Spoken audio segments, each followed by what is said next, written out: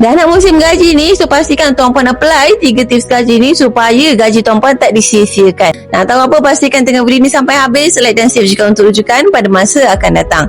Mula daripada mentor saya, pengurusan gaji ni sangat penting supaya tuan-puan dapat kawal keuangan tuan-puan demi kebaikan diri kita sendiri. So antara perkara yang paling penting yang kita perlu buat bila dapat gaji, yang pertama ialah kita perlu bahagikan gaji kita siap-siap. Pastikan ikut formula yang sesuai dengan gaji kita. Antaranya ialah 70, 20, 10. 70% untuk komitmen, 20% buat saving dan 10% sahaja yang kita boleh belanjakan. Yang kedua, paksa buat simpanan. 20% pada gaji buat simpanan. Pastikan setiap bulan simpanan kita bertambah. Supaya apa? Simpanan inilah yang akan bantu kita pada waktu kecemasan nanti. Yang ketiga, pelbagaikan jenis simpanan kita. Simpan dalam bentuk duit sebagai simpanan short term, simpan dalam bentuk emas sebagai simpanan long term, untuk dapat keuntungan yang paling maksimum dalam simpanan kita. So tuan-tuan yang dekat sini yang dah dapat gaji, nak mulakan simpan dalam bentuk simpanan emas, boleh rujuk kepada video saya untuk terus mula simpanan emas hari ini dengan serendah RM100.